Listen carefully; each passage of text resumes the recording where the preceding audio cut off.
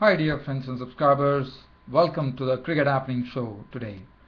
Well, in this part of the Cricket Happening Show, this was the match between West Indies and Pakistan. And what a match we had. We had one of those exciting matches happening today. This is just the second match which is happening in the ICC Champions Trophy 2013. But after yesterday's first match, today we had a very exciting match. I wouldn't say it went down to the last over, but definitely there was a lot of excitement. There was a chance for both the teams to win, West Indies or Pakistan, but in the end it was West Indies that prevailed in that match. And what a win. Dwayne Bravo, on his first major tournament, he has captained in some one-day internationals in the past, but as far as a major tournament is concerned, this was his first stint as the captain of the West Indies cricket team. And what else could he expect from his team, as his team gave him a sort of a very good present in the form of a West Indies win.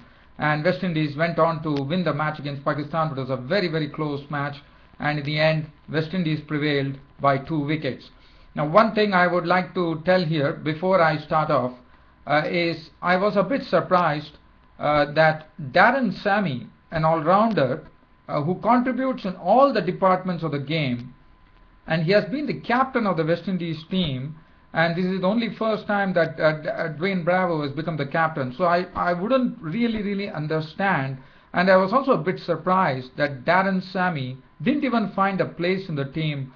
Well, if it was due to injury, well, I do agree with that. But if it was not due to injury, then what was the reason Darren Sammy was omitted from the team? For me, probably, in my opinion, I would say that probably they wanted to accommodate an extra batsman in the form of Naresh Sarwan. That's the precise reason they did it.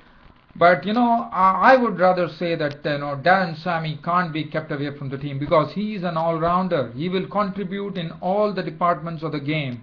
So for me, that was something which I was a bit surprised to see, that Darren Sammy was being the World T20 captain, who actually captained West Indies with a win, and he was missing from the team. Well, as I again said, if it was due to injury, well, I would really go with it. But if it was not due to injury, and that was because of accommodating an extra batsman, in my opinion, I mean, this is my opinion purely, so I don't really agree with it. Well, just getting on to the game here, Dwayne Bravo, the West Indian captain, won the toss, and what he did is he saw that the pitch was a bit moist at that particular time, so he realized that the Pakistani bowlers would be able to make good use of it, and probably the West Indies batsmen might have to struggle. So he took the pretty right decision of inserting Pakistanis in, and what a right decision it proved, because what happened was Kemar Roach at the top of the Kemar Roach came in and rocked Pakistan to leave them absolutely in shatters at 15 for 3. The top 3 was gone. In fact, not the top 3, but he actually hit the top, I would say. What he did is, first was Imran Farhat's turn to go. Imran Farhat actually got a edge onto a ball. He actually chased a wide delivery from Kemar Roach outside the off stump into Darren Bravo's hands in the slip. He was gone for 2. The next to go, Mohammad Hafiz, playing all-rounder delivery, which was an absolutely straight delivery from Kemar Roach. He was clean bowled for 4 of 9 balls with 1 4. And Asad Shafiq, according to me, under the circumstances when the score reads like 15 for 2, I wouldn't know what was the reason Asad Shafiq tried to uppercut Kemar Roach over third man, and Ram Paul was the man who actually plucked up the catch, and he was gone for a duck. And just imagine, as I said, Kemar Roach was the man of the match for rocking Pakistan hard. In 6 overs, Pakistan were tottering at 15 for 3. And after that, this was the partnership, which was the only partnership as far as West Indies Pakistan were concerned, because the only thing that Misbah ul Haq, the captain of Pakistan, and Nasir Jamshid did was they stitched together a partnership. They had to really bide their time, because the bowling was absolutely on the mark. The spinners were bowling well. Sunil Nareen was bowling well.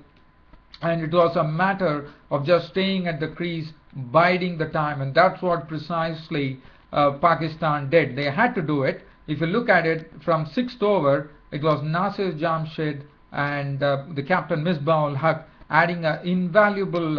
It was an invaluable partnership because the score went on to 105 in the 30th over. So they stayed till the 30th over. They didn't take any risk. They played absolutely well. In fact, according to the absolutely to the needs of the situation, not taking any risks whatsoever.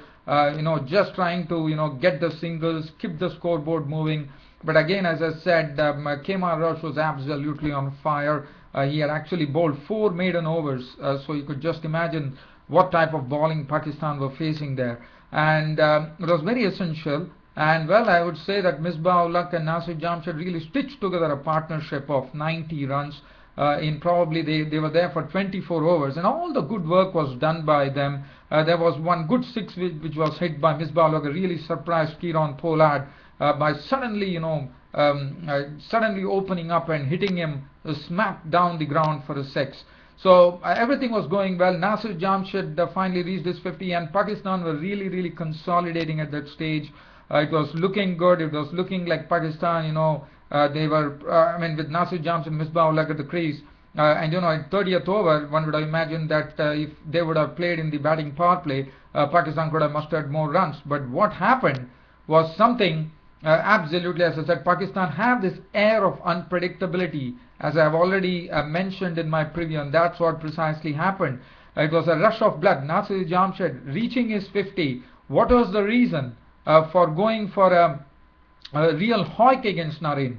He went for a hoik against Narine, and Rampal took the catch. It was absolutely unnecessary. He wanted to actually dismiss Narine into the stands just after reaching his 50. It was not really required at the time. What would have been more important for Pakistan would have been Nasir Jamshid and Misbah ul Haq to stay till the batting power play, because Nasir Jamshid was seeing the ball well, he got his eye in. So what was the precise reason for Nasir Jamshid to attempt such a stroke? And look at what it did. Nasir Jamshid was out for 50 of 93 balls with 5 fours. That really encouraged the West Indians. And after that, it was a clatter of wickets for Pakistan. They never ever recovered from the clatter. As the first to go was Shoaib Malik. He was gone. He tried to flick a ball. He was caught by Dwayne Bravo for a duck of the bowling of Sunil Narine. After that, Kamran Akmal trying to cut a ball from Narine, cut into the hands of the wicketkeeper Ramadan for 2. He was gone. Wahab Riaz was unfortunately run out, I would say, because it was a drive by Misbah ul Haq, and it was very smart of Dwayne Bravo, the West Indian captain, to deflect the ball onto the stumps with his fingers, and Wahab Riaz was caught off ground. He was run out for 6 of 14 balls. Saeed Ajmal, I would say senseless running between the wickets by Saeed Ajmal. Misbah ul Haq was the striker. He had stroked the ball, and what was the reason for Saeed Ajmal? It was senseless running, according to me. And that too, the ball has gone to Kieron Pollard, one of the best fielders in the West Indian side. And Saeed Ajmal, not even noticing that Misbah ul Haq has taken a start, he takes the start from he has gone to the other side. It is a pretty easy dismissal. And Saeed Ajmal is gone, run out for 2.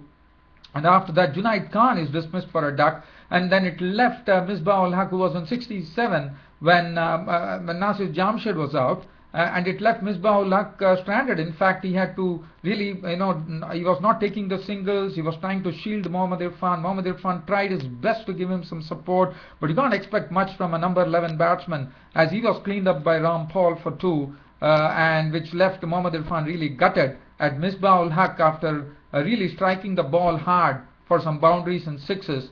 He had no other choice to do that, but in the end, it was very sad to see the captain Misbah ul Haq playing a beautiful innings.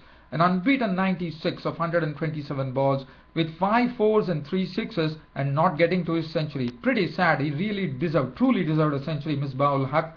And the other thing that I would like to say here, if you look at the Pakistan card, there are only 2 players who really played. In fact, if they had a score to actually bowl to the West Indies, it was only due to the fact that Nasir Jamshid made 50 runs and the captain of Pakistan, Misbah ul Haq, making an unbeaten 96, 170 all out. If you look at the card, there are only 2 people who reached double figures, and that was Nasir Jamshid and Misbah ul Haq. I thought this was a poor exhibition of batting by Pakistan, and they really paid the price for that.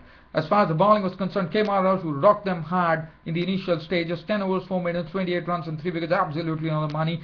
Rampal 10 overs, 1 for 39. Bravo bowled 9 overs, 1 for 29. Samuels bowled 5 overs, 17. Sunil Narine was absolutely up to the mark. 10 overs, 1 minute, 34 runs and 3 wickets. 4 overs for 22 for Kieron Pollard. Let's have a look at the West Indies innings. What did West Indies do to chase 170? Well, they started off with Chris Gayle and Johnson Charles. Johnson Charles was aggressive right from the word go. He also hit a very, very good. So, in fact, let me tell you, Mohammad Irfan was getting the ball to bounce a lot. He was not easy to play because of his height. With the 7 feet height that he has, he was generating a lot of bounce and was really not giving any liberties to Gayle and Charles. But Charles opened up. In fact, Charles hit a 6. He hit a boundary. In fact, Johnson Charles hit only 2 fours. It was Gayle who hit a 6. But Johnson Charles was the first wicket to go as Mohammad Irfan got a ball to Charles, and Charles tried to loft him, and Wahab Riaz took the catch for 9. So that was the first wicket to go for West Indies, chasing 170, 11 for 1 in the third over. The next to go was a brute of a delivery from Mohammad Irfan. Irfan was looking dangerous, he was getting the ball to bounce, and what a ball he produced to take Darren Bravo.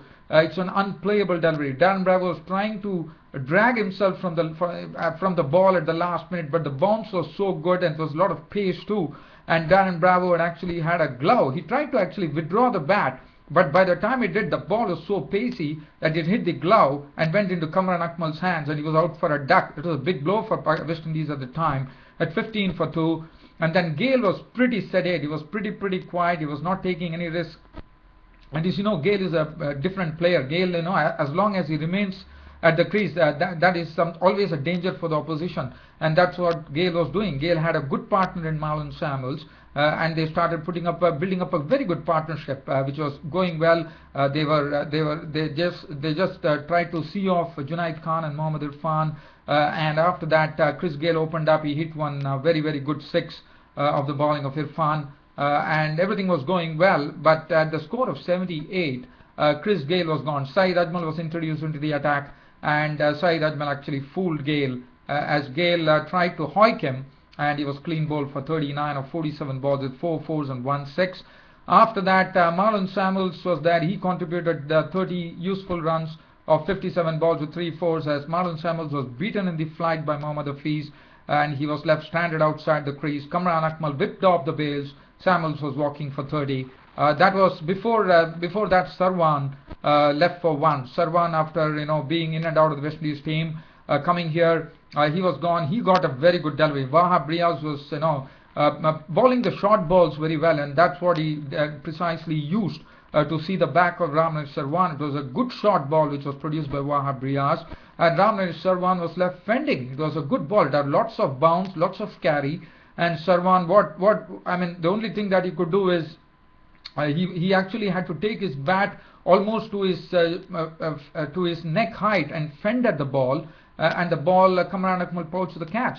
And when Samuels also departed, it was 94 for 5 in the halfway stage, and suddenly it looked like Pakistan was slowly coming in. But Kieron Pollard was there, so Kieron Pollard, you know what he can do. And then Kieron Pollard, along with the captain of the West Indies team, Dwayne Bravo, settled things a bit by getting into another partnership, which was very useful. It was adding 43 runs. Kieron Pollard was tested by Wahab Riaz. In fact, Kieron Pollard took a long time to actually get off his mark because he was really kept quiet. Wahab Riaz was bowling in the right areas. Kieron Pollard couldn't take risks because, and it was not necessary to take any risk because West Indies were not chasing a huge target. It's just 170 runs, so they needed to go at a clip of only 3.54 runs per over, so there was no risk taken. But suddenly, Pakistan, once this partnership was going between Pollard and Bravo, suddenly the match started getting more life. As what happened was that Wahab Riaz, whom the batting power play had started, and Kieron Pollard smashed the very first ball of the batting power play for an imperious boundary, and then Kieron Pollard was gone as Wahab Riaz got a ball which was going away from him. Pollard chased it, gone, caught Kamran Akmal, bowled Wahab Riaz for 30 of 58 balls with 3 fours and 1 6. So the captain Darren Bravo was joined by Dinesh Ramadan, and suddenly after Pollard went in the batting power play, when the score had reached 143, Darren Bravo trying to actually hit Saeed Ajmal across, actually missed the ball, and he was adjudged LBW. There was probably a doubt about it, whether the ball was a bit high, but up went the umpire's finger. The Dwayne Bravo, the West Indian captain, was walking. LBW bowled Saeed Ajmal for 19 of 36 balls with no boundary, and that left the West Indian score at 143 for 7. And then it left Dinesh Ramadan and Sunil Narine at the crease. And because of the batting power play, probably Sunil Narine was under instructions not to really waste time. And he came in, and the first ball he faced, he banged it for a boundary of Wahab Riaz. And he also hit one more boundary to really, what happened at 143, it was another 27 runs to get. But Sunil Narine came in, he smacked 2 boundaries. And Sunil Narine, after smacking 2 boundaries, he was once again trying to cut Mohammad Irfan, and Kemar and Akmal took the catch. It was a very thick edge, and he was gone for 11. So that made the match pretty interesting at 165 for 8, with West Indies requiring only another 5 runs. But what was most important, Dinesh Ramadan was there, but it was Kemar Roach who came there and had lots of guts. He probably trusted his luck, and what he did is he actually slammed Junaid Khan over point for a boundary to get the winning run and warm the cockles of the West Indies fans, as West Indies finally went on to a victory by 2 wickets. Dinesh Ramadan was not out on 11 of 14 balls with 1-4. Kemar Roach was not out on 5 of 6 balls with 1-4. Thus ended the match, and as I said, it was a close match, the pendulum swinging, but in the end it was West Indies who prevailed in the match. As far as the bowling figures were concerned, good bowling from Irfan, 9 overs no maiden, 3 for 32, bowled well. Junaid Khan, 7.4 overs no maiden, none for 36. A bit unlucky, I would say, because he was really bowling very well there. Saeed Ajmal, 10 overs 1 maiden, 2 for 38. He did his job. Wahab Riaz was impressive, 10 overs 1 maiden, 2 for 42. Mohammad Hafiz, 4 overs 1 for 14. Kemar Roach of the West Indies was named man of the match for rocking Pakistan hard, from which they definitely recovered. But I thought the Nasir Jamshed's wicket was a real turning point in the game, because there was a rush of blood from Nasir Jamshed. Was not needed at that particular juncture, and that's what Nasir Jamshed did, and then the whole Pakistan team paid for that, unfortunately. But let me say that Misbah ul-Haq played a splendid innings. He truly deserved a century. But well, dear friends, and on this note, I am ending my Cricket Happening show for today, but promising you that I'll be back with a full match report tomorrow on the game between Australia and England, which is coming up tomorrow. Until then, it's goodbye from your host Ram. Thank you.